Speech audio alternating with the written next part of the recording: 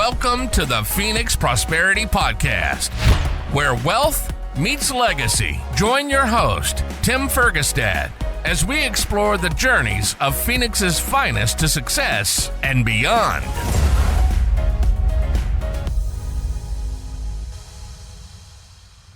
Hello, this is Tim Fergestad, and thank you for joining us. I'm very pleased to have Paul McMinn with me here today. Paul is the president of Stockton Products and focuses on steering the organization through innovative manufacturing and strategic operations. Before the call, Paul was sharing a lot of their, I don't know if it's their special sauce, but one of the aspects to which you guys do some unique stuff is innovating and working with contractors to solve problems as they come up in the industry. Welcome to the show, Paul. Thank you. Love to be here. That was a weird intro, but I'm excited about it. So sorry about that. Can you talk a little bit about Stockton Products and just sort of the industry that we're talking about first? Right. Stockton Products is a family-owned company. It's been around since 1949. Oh, wow. And they pioneered the use of a product called Corner-Aid in the early 60s. And it was really meant to assist in providing straight corners for stucco construction. So around doors, around the windows, it's a welded wire product that's a fine gauge wire, about 17 gauge.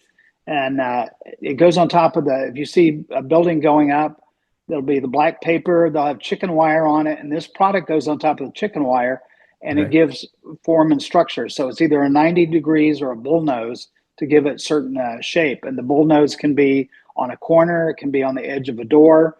But we make and for our wire products, about 32 different wire products, but they're all designed for stucco.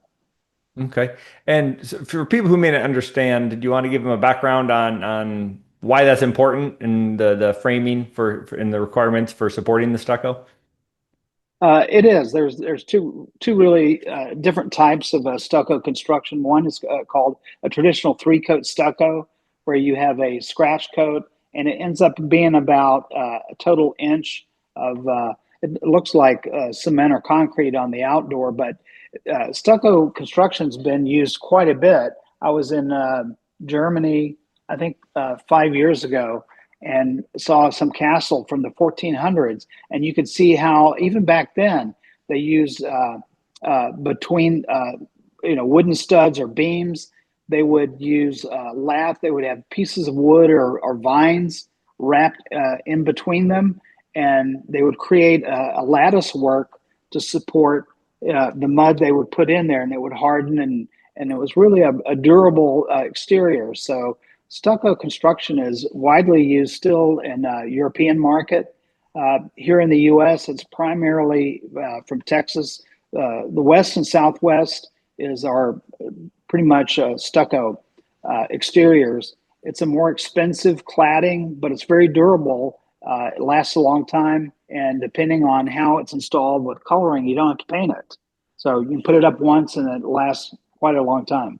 Okay. As compared to East Coast stuff where they use more wood siding type things? Exactly. They'll use wood siding or, brick. There's just different building styles. But I know in the in the 80s in Georgia, there was a product called Drive It they started to develop it. A company was called Drive It. And it was essentially, instead of doing a traditional three-coat stucco, you could install it quicker. They would put foam on the exterior, which would act as an insulator. And then they would put an eighth inch coat of finished stucco on top of that. So you had the look and the appeal of stucco without the expense. But when the kids start, throwing and hitting the baseball outside, when the baseball hits the drive it, it'll stick and create, a cavity. And but what was really interesting, and the problem they had with stucco, they didn't know back then, it was trapping water and moisture inside the exterior cavity. And then they would come back and around windows, all of a sudden it was rotting. And at one point, the state of Georgia banned the use of Drive It in the state because it was causing problem with water management. So nowadays, engineers and architects have figured out better ways to do that, but still always a challenge to keep water outside of the wall assembly. So, Right. so they don't really have that problem, particularly here in the valley. That type of construction is called one coat because of the heat that we have here. The foam insulation is getting thicker, but it's still called one coat. So it's mostly a foam on the outside, but you still have to have metal trim around it to draw the water out of the exterior. But yeah, one coat's a very popular building style here in the valley. All the multifamily apartments you see going up, it's all stucco. It's all one coat stucco. Okay, and you provide products for that as well, not just like the original door framing, but you provide a bunch of different products. Yeah, it's mostly on the exterior. So we do metal trims that we sell through building material companies. But it's mostly right now it's for the construction market. So we do metal fabrication. That's probably about half of our business. And we do that also here. We have a facility on Van Buren. Okay. We've been in that for about 3 years. So we have metal fabrication. We have a distribution center there. And we have a wire plant on 43rd Avenue where we actually weld the wire. And believe me, these machines are from like there's something from the 50s. They're so ancient. When something breaks down, I went to look at one the other day and I couldn't figure out what the part was. I had to use Chat GPT to look at it and said, oh, that's a Reeves transmission. They don't make those anymore, but you can find that missing belt that you need. You can find that in the vintage section of eBay. So it's a constant challenge to keep these things going. But right now, because of the market conditions and also the tariffs, we're probably the largest manufacturer of this product in the U.S. right now, which is a good position to be in. Yeah. Yeah. Okay. Business is good on that front. That's nice. Okay. Before we dive into the business more and the challenges and so forth, let's talk a little bit more about the way you work with local contractors to innovate. Can you share some of that? Because I think that's really interesting as well. Right. Well, I arrived in Phoenix about 10 years ago. And to me, it's just manufacturing. I had a chemistry degree as a background, went to MBA school. So I was interested in the business of the business. And then I looked at this. Here's a sleepy company that's been around since 1949, but they really had not done any kind of innovation in a long time. And I thought, well, that's what I find exciting. How do we solve problems that contractors have to make their construction cheaper, faster, whatever you can do.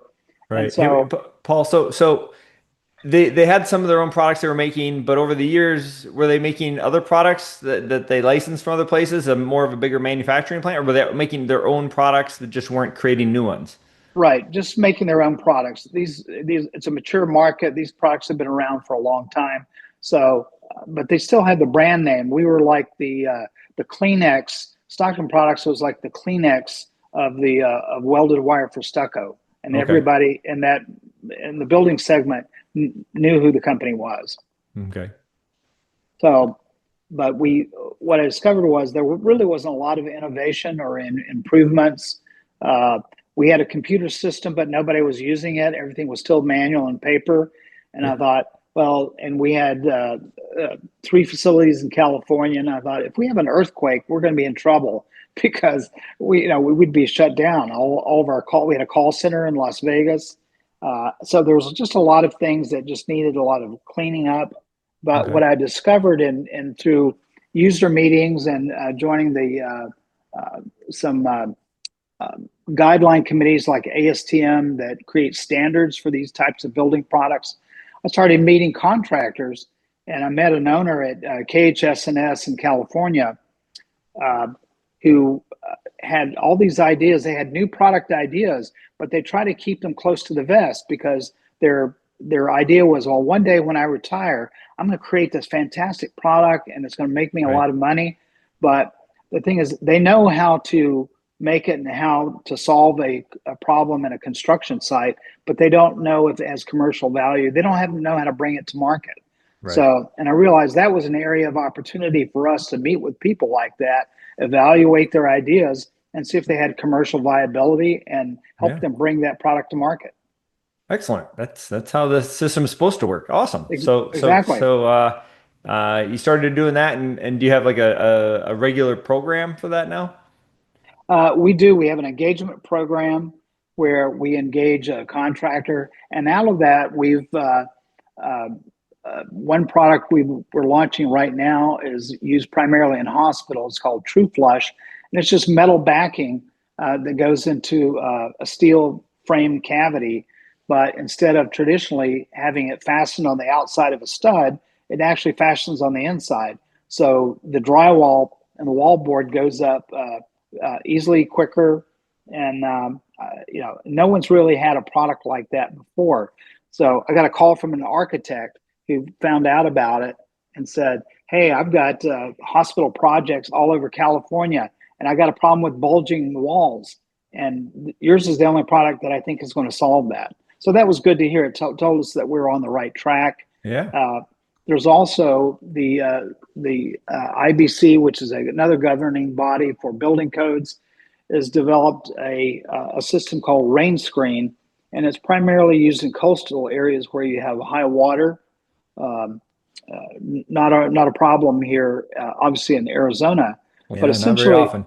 No. But behind the stucco, what they wanted them to install was it looks like a plastic mesh screen that goes on top of the chicken wire, but behind the stucco, and it acts as a drain behind the stucco. Since people think stucco is impermeable like concrete, but it's not. Water will go through it.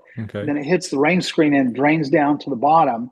And through the weep screed and comes out to the weep screed. Another product that we make.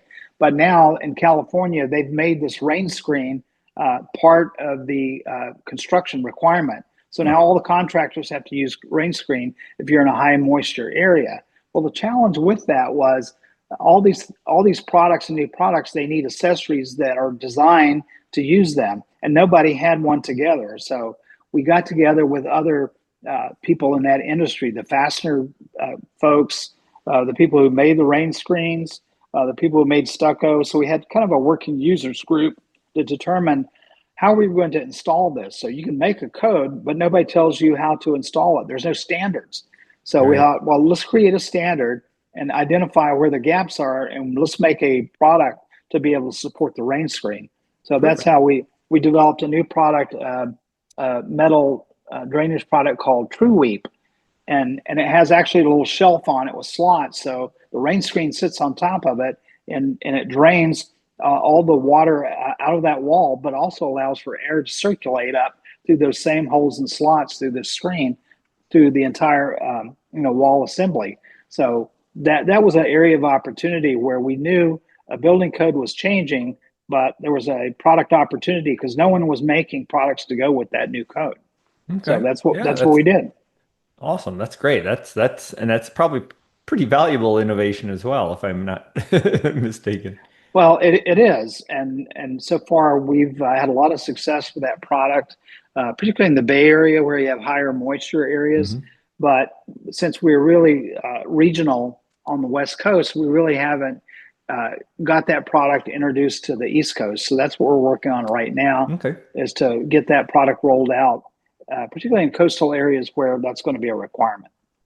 Is that some of the more common challenges? Is just getting your product into bigger and newer markets? It is a challenge because to do that, you really have to be working with standards groups like ASTM to know how the building codes are changing and how you develop new products to meet those requirements. So that becomes a challenge because it's not only the product development, it's the testing, what are the channels to market, how are you going to get the product to market, but it's also trying to gain acceptance. So once you develop a hot product like that, it's like discovering Kleenex for the first time. Everybody wants it. So the goal is to be uh, you know, First be to the market on those? Yeah. first to market with the mostest, right? Yep. So Okay. that's what we try to do. Okay. Excellent. And you have multiple facilities here in the Valley. You're based here in Phoenix, family owned. It's still It's family owned? it's still family owned. I have a single shareholder. Our headquarters are in Las Vegas, probably for tax reasons, but we have two facilities here in Phoenix. We have one in Livermore, Northern California, where we do it's a metal fabrication site. We have another wire plant like the one here on 43rd Ave in Burbank, where we manufacture a similar product. And then we have a metal fabrication and a distribution center in Orange, California. We have partners in Salt Lake, Utah is a big market for us for our wire products. So we are, but mostly we're very focused. Our product and a lot of the revenue is on the West Coast, but a lot of the opportunities are on the East Coast. But until now, we really didn't have product that had application on the East Coast. So the challenge becomes, how do you manufacture on the East Coast and use your dealer network? We Right. go through building supply houses. We have two dealers nationwide, so we're trying to get new product through them to markets in the East. Okay. Okay. Um, yeah, I now I'm curious to know if we're using, I'm sure we're using stuff locally here for some of our multifamily builds. We have four different developments going here on the west side. So about 100 units per community. So I'm curious as to how many products do you guys make? Oh gosh, there's probably, I think we have about 3,000 products that are actually active, Oh, and most of wow. these are uh, some of them are just variations on the Sure. same product. But what's unique about it is, particularly for this welded wire product, there's no manufacturer in the U.S. who makes it. It's a fine gauge wire. It's about 1.27 millimeters, or um, uh, 0.050 inches, but it's a 17 gauge wire. There's no manufacturer left in the US. There was one in California. It was a union shop. They just shut down. So most of the manufacturing for that product now comes out of China or Vietnam. So that part of our challenge is now, instead of, I used to get 10 years ago, we were getting 80% of our raw material out of Canada. And now it's all coming from uh, China and Vietnam, where they've invested in mills to make this product. It's a very expensive thing to do. And no one in North America, there's a company in Mexico that makes a similar product, but the quality is not what we need. So it's interesting Huh. when you see these multifamily buildings going up in the Valley area.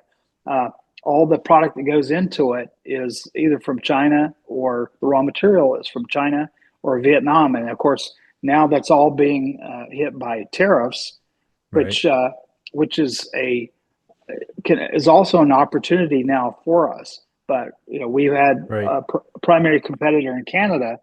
I had to pay a tariff on Chinese wire, but the Canadians did not.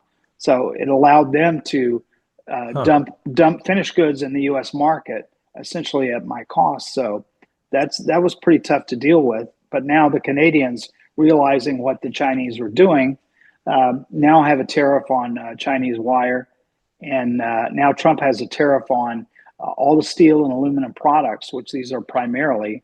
Right. All the finished goods coming into the U.S. now are being tariffed. So that's created an opportunity for us as a U.S. manufacturer to really increase our market share. I think prior to the tariffs, we probably had 35% market share. Now we're probably 70% after the tariffs.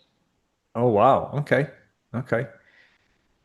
Are there any other examples of how the tariffs have been impacting you? Well, they unfortunately they we have to pass the tariffs along. So I think it does create some artificial pricing, and I think the intent was to drive uh, more availability or U.S. Source manufacturers. But in this case, I'm paying a tariff on foreign wire because I don't have a choice. I can't go to a U.S. manufacturer because there is none. Right. And when this was going on, I was trying to work with the U.S. Commerce Department to get an exception because there was no manufacturer. I don't have a choice, but it's just that's really been a challenge. But I'm hoping we're getting to the point where it's been stable. So all the recent talk of tariffs really doesn't affect our raw material because we've been dealing with tariffs since the first Trump administration in 2017. Okay. Okay. But just to clarify for everyone and myself, you get the wire and then you weld it together to make the mesh? That's correct. Okay. Yeah, these are very interesting machines, and what's interesting is it's not like I can't go to a company and say, "Hey, can you sell me one of these wire machines?" They don't exist. They're all Right. handmade, they're custom made, and so it's a real challenge to keep these things running. Like I say, I've got to find parts in the vintage section on eBay just to keep these things running. So, and Right. the real challenge is how do you take something like old technology and upgrade that with modern equipment and technology? So that's the challenge we're trying to work Right. through right now. How do we improve on that technology, which is really pretty simple? Right. Have you seen those old car shows? How they have to deal with the same problems in those industries? Like I saw a really cool one. Like Jay Leno, apparently, in his collection, he has like multiple 3D printers of making different types of products at different tolerances for different uses in remaking some of those old machines. Exactly. And that's what we do. We use 3D printers to try to mimic a model because we can't even find the drawings for these products anymore. So we Right. have to use a 3D printer or a scanner to recreate it. But Right. what's good about it we have all the equipment we need to make the gears and the parts. We can cut it out of metal on a laser. We can do all kinds of things, but we're essentially having to create our own parts. Right. So it really is a challenge. So we're using tools like if I look at something, I don't know what I'm looking at, but I have to recreate it. So we'll use AI tools like ChatGPT to say, what am I looking at? If I need to replace this, what technology am I looking at? It's a challenge, but it's also a lot of fun, and that's what gets me out of bed every morning to try to tackle those challenges. Excellent. Well, that was sort of my next question. Is what are some of the biggest challenges you've had to overcome in your career? Uh, I think part of that is being a chemistry major and working for. I thought I was going to go to optometry school, and then once I got out of school, I realized that's a difficult thing to do because even though I can meet the requirements, there were only about 10 optometry schools in the country at the time. Yeah, So those are there, natural barriers to entry. there it So is. It's kind of competitive. I had a number of my investors and friends are optometrists, and some of it, but they did get to, you can go work for someone else, but they kind of like you were business minded, so they got to run their own business and their own shop. So one just had an exit, with a big equity group, but they get to run different businesses while being an optometrist within them and stuff, and it's kind of scratches that itch and anyway, that entrepreneurial aspect. right. So while I was waiting to do that, I thought, well, I'm going to go to Europe for the summer and try to sort this out. And then when I came back, I realized, okay, I've got a chemistry degree here. What am I going to do with it if I'm not going to go to optometry school? So I realized, well, if I had a chemistry degree at the time, it was the mid 70s. If I have a technical background with a chemistry degree and maybe an MBA, that combination would be probably valuable, and it has been. So I went to work for a laboratory supply medical research house. I was with them for 20 years and really got to do some interesting things with supply chain. And then, at some point, I think it was around 2009, I was mostly doing sales management and supply chain consulting, which was interesting. So I got to go to Europe with on some projects with McKinsey Consulting. It was really interesting. So, and I realized I really enjoyed the business of the business. And so it Okay. didn't really matter what it is. Just find me a company that makes widgets and I'll find out a way to do it better and help grow that business. So that's what I'm doing here for my shareholders, trying to take this sleepy company and really make it an innovator. And I can tell, probably in the past 2 to 3 years, I bet I get 4 or 5 calls or email inquiries per week looking, are you interested in selling the company? I've got some investors. So whether it's strategic buyers in the industry segment or family office investors, people want to invest in manufacturing in the US. Right. That's very Okay. clear right now.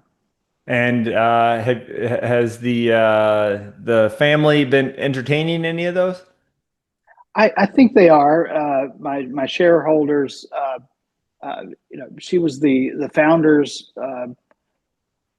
daughter, or and so yeah, she's probably in her mid 70s. So like a lot of family-owned businesses, yeah, they're looking at exit strategies and how do we manage through that. So yeah, so my job will be to at some point will be to find a buyer and position the company for some a future sale.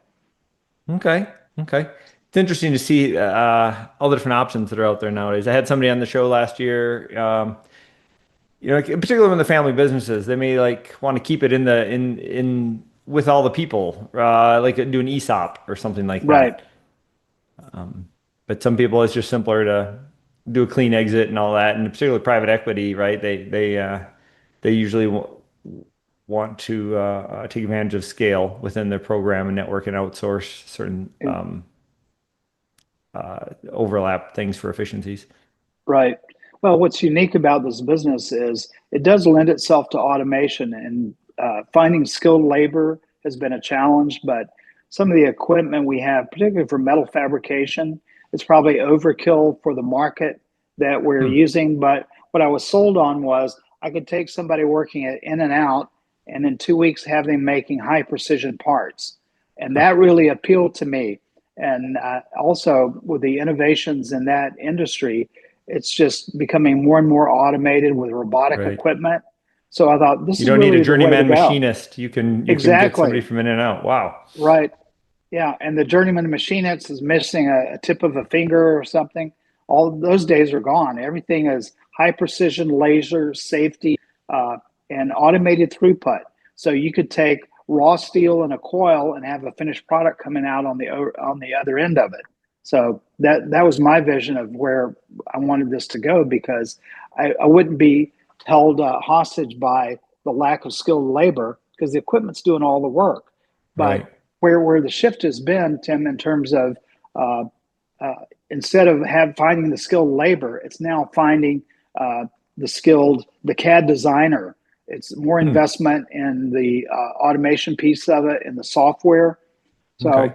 So, just like the part I can't find a drawing for, I can take a picture of it and create a 3D model of it.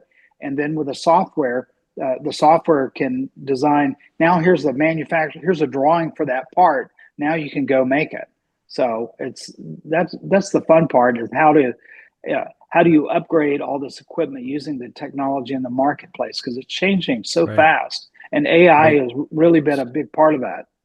Sure, I bet, I bet. And so yeah, as we sort of start wrapping up the interview, one of the questions I like to ask people is what have you done in 12 months that's changed your life? And for a lot of people right now, I've embraced AI and the right, and those sort of things can have huge impacts, particularly in your industry. It is, and I think trying to find out how do you, first of all, understand how are you going to use AI in the business? How can you use that to improve what you're doing? And trying to, I'd say probably in the last 12 months, that's really been the challenge of how do you use that technology. And I participate in a CEO group in Scottsdale, and that's what we talk about. How do we, as business owners or managers, how do we use the tools that are out there to improve the life of our employees or make it a better place to work and use it to innovate? That's the challenge. How do you capture that? And it's changing at such a rapid rate. You really have to stay on top of it. But there are some significant advantages to being able to do that. For sure, for sure. Okay. Here's an interesting one. Maybe in your business or your personal life, this is a new legacy question I ask some people. What do you have goals for that? What do you want your legacy to be? Well, what I really my my goal in the next 3 years, I realized that we don't have any manufacturing on the East Coast. And with some of these new products, my goal is to create a fabrication site in North Carolina, where my wife and I are from, because I want to create jobs in this county, because it's so high. There's so much tourism, but they don't really have a good tax base, and that's the problem. And I didn't discover that until we moved from Los Angeles, and I realized for cubic yard of water, the amount I was paying in a small town in North Carolina was higher than the water I was paying in Los Angeles. And I thought, that's a problem. Weird. That's weird. But it told me, the story was, if your base is only property tax or water, the municipality had very few ways of collecting revenue. So I thought, that's because everybody in the town is a 501c3, and you don't have a tax base. Yeah. You need a tax base. So my goal is to try to create this and create some jobs in that community where my wife and I are going to retire. Okay. Very cool. Very cool. That's awesome, Paul. So as we wrap things up here, what's if people want to connect with you or learn more, what should they do? Where can they go? Probably on LinkedIn is probably the best way to find me. I do a lot with that. We are on Instagram. We have a company webpage of Stockton Products, where we put out talk about new products. That's probably the best place to reach me, is our website or LinkedIn. Okay. Excellent. Well, thank you everybody for listening and watching. Thank you very much, Paul McMinn, for joining me today. I very much appreciate talking shop with you in general. I haven't been able to do that in a while, but also learning insights into the industry and innovation in the area. That's all great stuff. Thank you, Paul. Thank you. Glad to be here. Inspired by our guests? Visit PhoenixProsperityPodcast.com/guest and join us on the show and share your success story with Tim. The spotlight awaits.